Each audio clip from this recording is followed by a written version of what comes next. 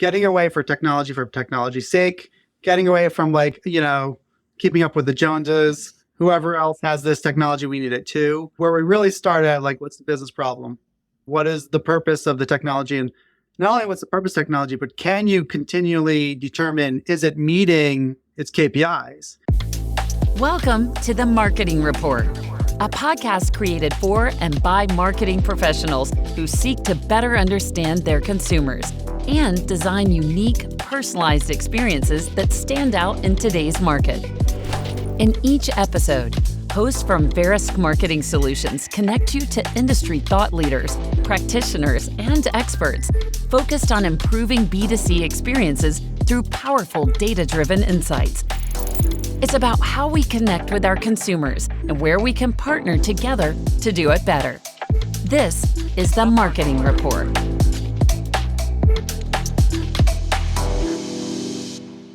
Hello, everybody, and welcome to another episode of the Marketing Rapport podcast, coming to you from Verisk Marketing Solutions. My name is Cory Davis. Very excited to be back. For those who don't know, I oversee the MarTech, AdTech, and media category and business here at Verisk Marketing Solutions. I'm still getting the hang of that, and very excited for a new episode with our guest today, Mike Scafidi. I think I got that right.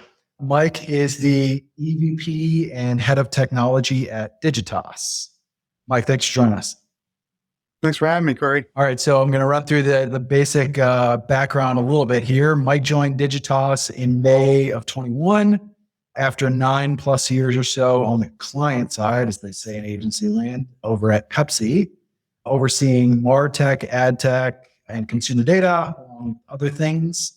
And before that, he spent 12+ years in the winding road of Razorfish. So very excited to have you on the show.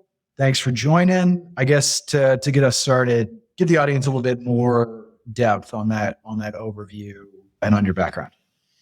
Yeah. So it all started in 1997, and graduated with a degree in biology and geology, and realized I didn't want to go to grad school. And this thing of the internet was starting, and threw my hat in the ring with everyone else that was wanted to figure it out. And it was the height of the .com phase, right before the burst. And over the last 20 years, it's been really fascinating to watch this industry grow and mature and become more complicated, and moving from the agency side, where I had a large automotive company that was my client for 7 years, and looking at, these large corporations and realizing that agencies only get a sliver of understanding what's going on and the decisions that are made. I had the opportunity to go client side over to PepsiCo. And so when I joined there, it was, the world opened up. You really got to see, what really motivated the decisions. The piece where, we'll ask an agency to do this, and we're asking them to do one specific task, where we have 100 other tasks that we need to do. And so when I joined there, I was running their CRM and their websites globally, and the promotional sites. And there was, an evolution where when I was there, I joined the digital team, and it was a defined digital team. And they got to the point where they realized, well, digital's marketing, digital's everything. So they took that team and they distributed a lot of the experts and the strategists to the brands. But my role was still center. And then actually I was moved into the media team. And so what was fascinating there, I was in a world of owned media, right? Which I didn't know was owned media at the time. It was websites, right? It was CRM. It was just the things that you build for the brands. And then you move into this world of paid media, and you realize how big the world is, the vast amounts of resources that are available, the challenges that exist in that ecosystem. And that's where you realize, well, if you take the paid and you take the owned and you get them working together, you can really start to disrupt the system. You can start to create capabilities and advantages that you can, leverage those first-party data sets to drive more effective paid media solutions. And, that's where we start to see how many different companies really have these separations fundamentally within their structures where their paid teams and their own teams are separated. And not only that, right, those own teams are often like working with the CTOs, right? And so there's this clear tension that happens between the CMO and the CTO. And so I was approached to come back to agency in January of 2021. And I reflected on the opportunities that we built the capability at PepsiCo about leveraging that first party data, understanding how, in-house capabilities can drive performance in certain ways and where agencies are used in others. And how do we take that back to the agency world to sort of try to solve that tension between the CMO and the CTO and help more companies start to break down those barriers to drive more efficient and effective marketing. Okay, that's a lot. So you've been at Digitas for about a year and a half or so, come on a year and a half. Have you solved the tension between the CMO and the CTO at global enterprises yet? I mean, these are big problems. How's it going? Yeah, I think, really where this is coming up mostly for us is around the changing privacy laws. And as those privacy laws are changing, the data signals are changing for our brands and their ability to target and retarget their customers. So it's really forcing the conversation around first party data. And so along with that comes the conversations between the CMOs and the CTO organizations. And so at least the conversations are starting in a way that they haven't been before because of the legislation changes. So it's really putting them in the room together to say, okay, how are we going to approach this? How are we going to bring together not only the CMO and the CTO, but also legal counsel, governance. And so getting all of those teams working together and sort of these conversations about how do you continue to have relevant conversations with customers is accelerating that progress, which I think is certainly helpful. Yeah, absolutely. I guess a follow-on question to that around sort of first party data, I guess, it feels to me that the type of business guides how mature they are on first party data collection. Like I think of, some kinds of categories of businesses that have been building and have really compelling CRM data and first party data that they've been building for 20 years. Whereas others, basically have never done it ever. I think, sort of CPG, I guess maybe sort of the PepsiCo kind of group, companies like that traditionally sell through retail. Is that fair? Is that kind of what you're seeing? Is that where the tension is today is those who are slightly less, not as far on the journey. Is that fair? Yeah. Well, I think it was that customers were giving their first party data to all different verticals. Sure. Because they're, even in the CPGs, they were participating in promotional campaigns. But the history was that data was really needed for a single purpose. And as soon as that purpose ended, the brands weren't continuing the conversation. They didn't have CRM programs. They didn't have sort of reason to have a continued relationship with those customers where they could have all along.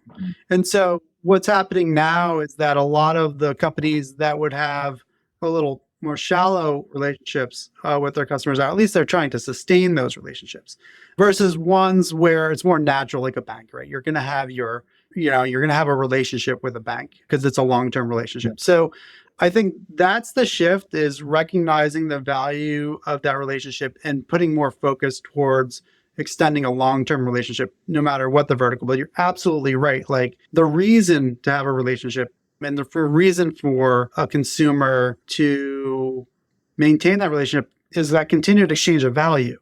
And so a company like PepsiCo, you can have a continued exchange of value because often those promotions are about aligning and supporting people's lifestyles, right? Be it a music lifestyle or a skateboarding lifestyle or whatever that is, these big brands, the value exchange is around the lifestyle exchange. Yeah. Versus, if you're with like Peloton, right? Peloton, it's more of a utility, right? You have a relationship because it's a more natural relationship. So I think that's where different verticals need to sort of identify where is that value exchange? Why and how can we have an ongoing relationship? What is the reason why it's not just a one-off? Yeah. Got it. And so the head of technology function and that role within Digitas and in support of this holding company, clients, and all that kind of what is the technology solution or technology solutions that helps guide? Yeah, I think the first part is looking at the 9,000, right, technologies and then Lumascape and to say, how do we even approach this, right? Why do all these technologies exist? How do we sort of separate, the signal from the noise around what's really important? Do we simplify for our clients and really simplify the conversations and go with the leaders in the space that have sort of marketing cloud solutions that have multiple solutions or are you looking for best in class, point solutions? I think that is the conversation based on culture with the clients. And that's where the technology role comes in, right? It's helping align and understand what technologies have in place, what capabilities you have to implement and maintain and drive adoption for those technologies, right? So my team is both strategy, operations, and engineering. And those three are critical in order to say, what do we need? What are the business requirements? How does it translate to a technical solution? How do you build it out? What kind of technologists, engineers, data engineers, front-end engineers, back-end engineers to build it out? And then how do you operate it? How do you get the most out of those investments? And so often we're looking at the culture of the client.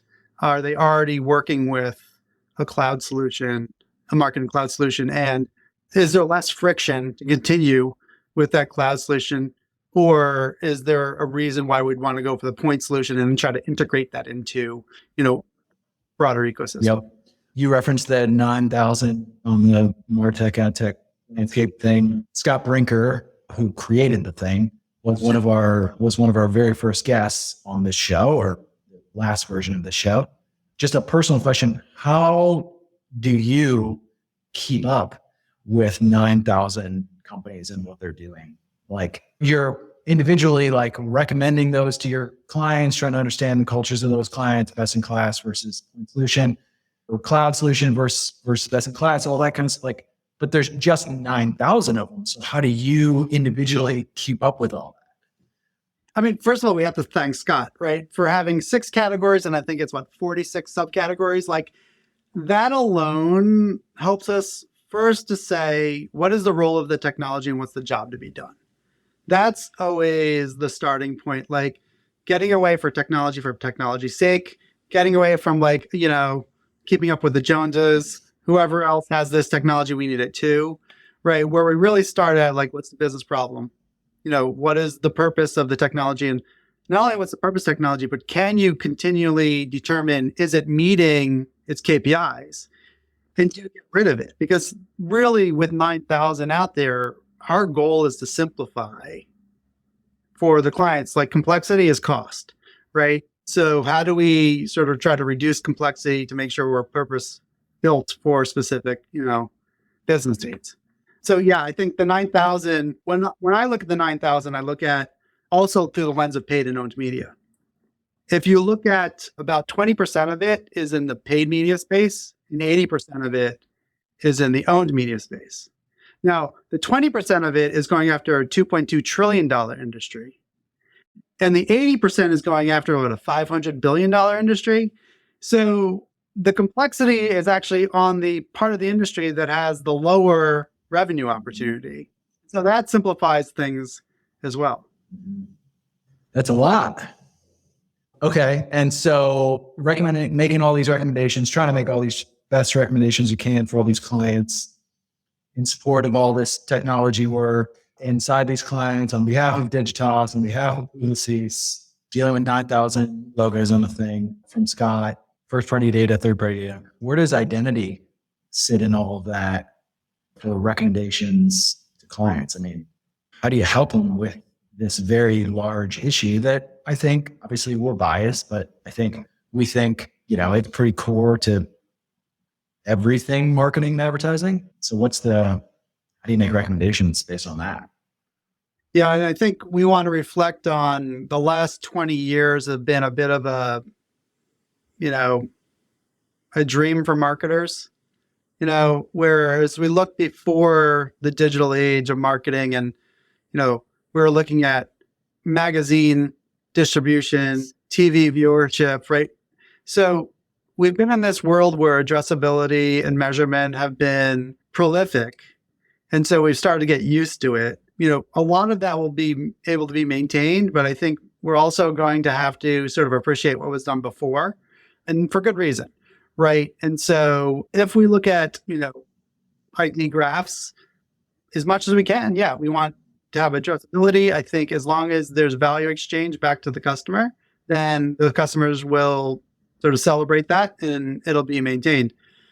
Outside of that, I think contextual or model driven advertising that is an area what's going to proliferate to sort of compensate for, the lack of the easy stuff that we've been doing for the last 20 years, right? Like I remember teaching my colleagues how to drop a cookie, but it was about like managing navigation. It had nothing to do with media, right? And so that like this thing that was like fundamental to the browser was then, leveraged for media purposes. And so, it was fundamental. Now we have to start to, find new ways. And as we look down the path, right, it's going to be more customer empowering. So does blockchain have a future in this? Maybe if it speeds up a little bit and doesn't have sort of processing delays, something along those lines, I think it'd be very interesting. Putting that control back into the customer's hands, they'll benefit from frequency management of commercials and they'll benefit from, more relevant conversations. I think we're in an adjustment period that will come back to just being clearer on, what kind of addressability they're going to want to opt into. Yeah. Couldn't agree more. And so you mentioned blockchain. I guess I would imagine part of the head of technology function inside a client-driven business, you're sort of asked all the time, like, what's the new thing? Presumably, like sometimes, what's the shiny new thing? What's the thing that, really has a shot? Is part of your role sort of futurist and prediction, maven kind of thing, where like, and if so, like, what are you advising clients to pay close attention to? Yeah. So actually it's how they approach it, not what they approach. So in general, I look at things that are sort of on the horizon in three buckets, right? And so the three buckets are we doing it for equity purposes because we want to be relevant? Are we doing it because we want to learn what this means for your vertical and your brand? Or are we doing this because, actually for you it's new, but for your vertical, it's mature and you need to sort of catch up? And so, for that last bucket, I always say like augmented reality. So augmented reality is fairly new. Like a lot of brands really are trying to figure it out. The customers aren't really using augmented reality. Like, HoloLens is very expensive, right? You might do it a little bit for Pokemon Go, right? But it's not like, then you turn it off because you're like, yeah, it was a nice sort of like bell and whistle, but no one uses augmented reality with Pokemon Go, right? But if you want to buy furniture and you're going to go shopping on Wayfair, yep, you're going to take that bar stool and you're going to put it next to your breakfast bar and you're going to see if it fits. And so if you're a furniture company, augmented reality is a requirement for your vertical. And so that's where we look at, will crypto become a requirement for banking? And so as we look at the equity, learning, or catch up buckets, that's what we'll want to really determine, like, how do we anticipate the market if we think it's going to be there, then you got to be in that learning space, and you got to be putting stuff out there and understanding like what it means for your business and where's your competitive advantage. Got it. Yeah, I'm proud of myself that I was thinking of the Home Depot app where you can tell like what the color paint is going to look like on your wall, or what the Yeah. I could be a head of technology at Digitas. Okay. Last questions would be, it sounds like you got a big job, lots of responsibilities, lots of things to pay attention to at work. Outside of work, what do you find yourself spending your time on? What are you reading, watching, listening to, etc.? So walking my COVID puppy, listening to podcasts. I do listen to a lot of economics podcasts. I think economics as a driver for, our industry is very interesting and just in general. Right. And so additionally, marketing podcasts and global economic podcasts are the things that are critical. And then on the fun side, SmartList, of course, is the amazing light touch podcast. Outside of that, I have a 100-year-old house, and I'm really fascinated about how do I make this as modern as possible. Cool. Right. And so I think that's an interesting transition that, living in the Northeast, there's a lot of old houses up here. And so home automation actually is very difficult to do in an old house. So we're spending a lot of time, getting that in place. Rewiring your house to have like a smart thermostat and stuff like that? Yeah. And you also realize, I don't know how much home automation you do.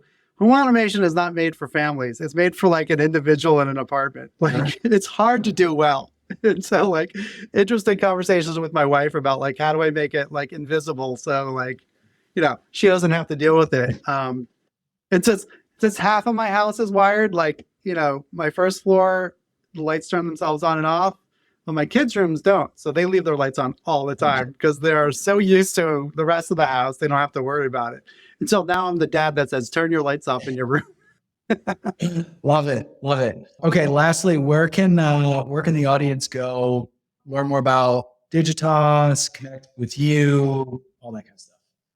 Yep. Digitas.com is, certainly easy to find there. LinkedIn is really my main channel. Periodically, I tweet. Twitter's in a very interesting space right now. So yeah, that's where LinkedIn is really the place where I'm most prevalent. And then my Twitter handle is MD Scafidi. Awesome. Mike, thank you so much for joining the Marketing Rapport podcast. We will see you next time. Cory, thanks for having me. Thank you for listening to this episode of the Marketing Rapport. This show is brought to you by Verisk Marketing Solutions, an organization created to help CMOs and their partners improve the reach, timing, relevance, and compliance of every consumer engagement. If you enjoyed this episode, make sure you subscribe to the Marketing Rapport wherever you get your podcasts, and check out the show notes for more information.